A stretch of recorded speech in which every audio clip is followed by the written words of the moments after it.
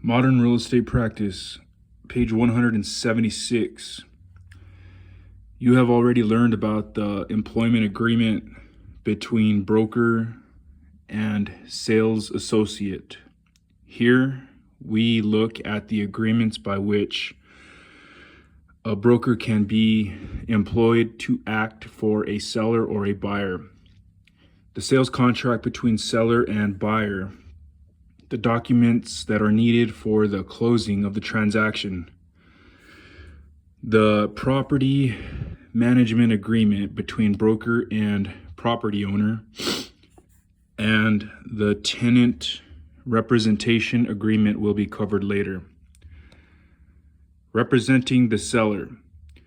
The employment contract between a broker and a seller is commonly called the listing agreement. It is a contract for the professional services of the real estate broker by which the broker is authorized to represent the principal and the principal's real estate to consumers. That authorization includes obtaining and submitting offers for the property. As previously discussed, the Real Estate Sales Associates authority to provide brokerage services originates with the broker. Even though the real estate sales associate may perform most, if not all, of the listing services, the listing remains with the broker, who is responsible for the conduct of the sales associate. Types of listing agreements. The type of listing agreement used by broker and client determines the rights and obligations of the parties. A listing agreement can be exclusive to one broker or made available to multiple brokers. All states require that an exclusive listing agreement be in writing to be enforceable in court. See Figure 11, Period 1. Exclusive right to sell listing.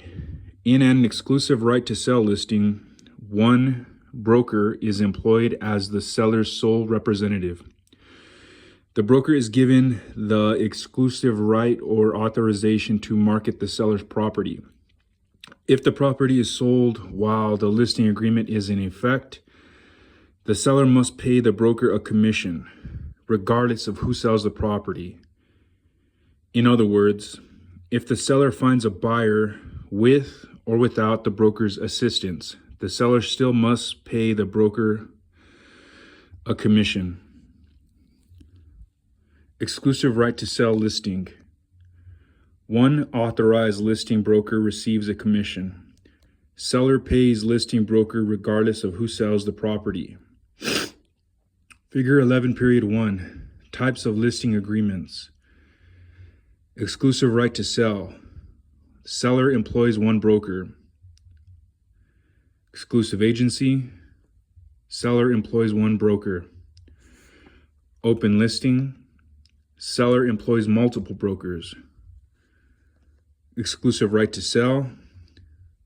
Listing broker is paid regardless of who sells the property. Exclusive agency. Listing broker is paid only if procuring cause of sale. And open listing. Only successful listing broker is paid. Under the third option for exclusive right to sell, there is nothing.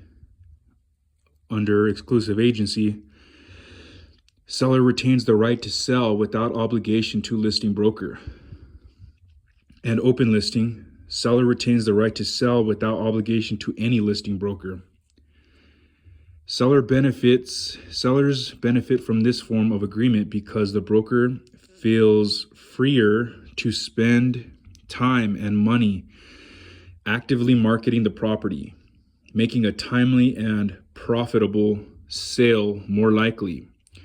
From the broker's perspective, an exclusive right to sell listing offers the greatest opportunity to receive a commission. Because of the protection it offers the broker, many brokers have an office policy that sales associates may only take exclusive right to sell listings. Page 177, exclusive agency listing.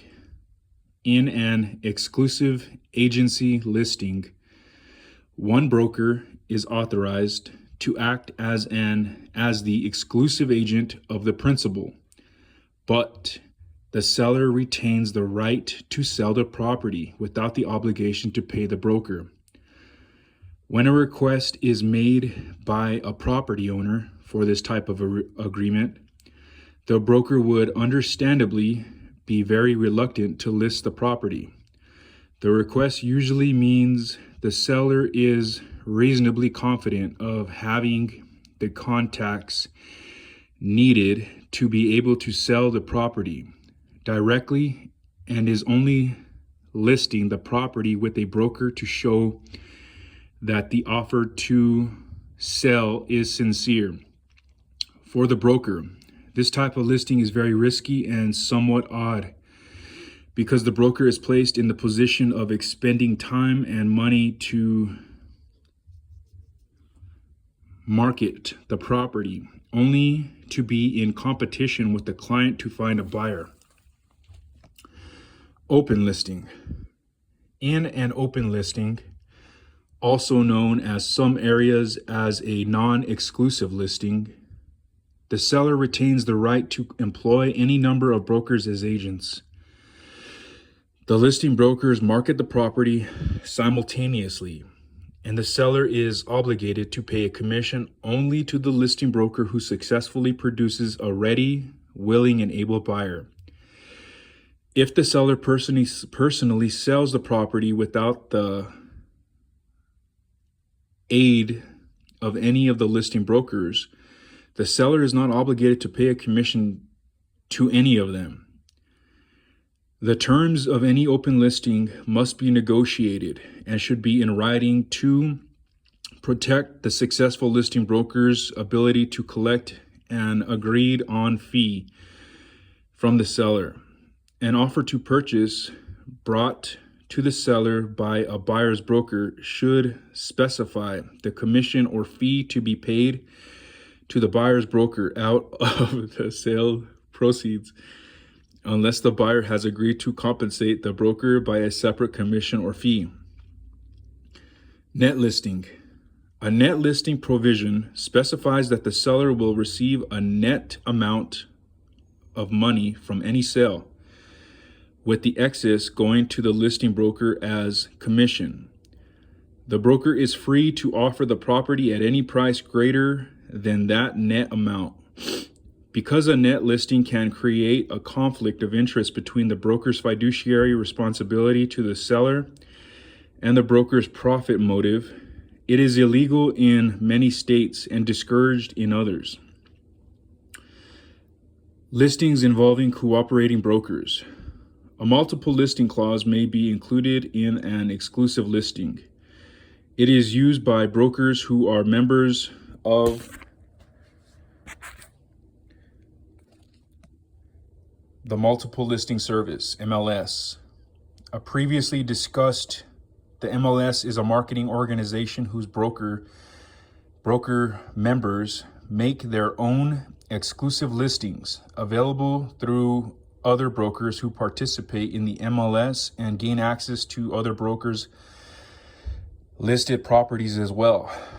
The broker must have the written consent of the seller, which is provided by including the multiple listing clause in the listing agreement to include the property in an MLS. The MLS offers advantages to brokers, sellers, and buyers. Brokers develop a stable, sizable inventory of properties and are assured at least a portion of the sales commission if a listing the broker places in the MLS is sold by a participating broker, or if the broker sells another broker's listing. Property owners benefit because properties are exposed to a larger market, and buyers benefit because they gain access to a wide variety of properties. The contractual obligations among the member brokers of an MLS vary widely.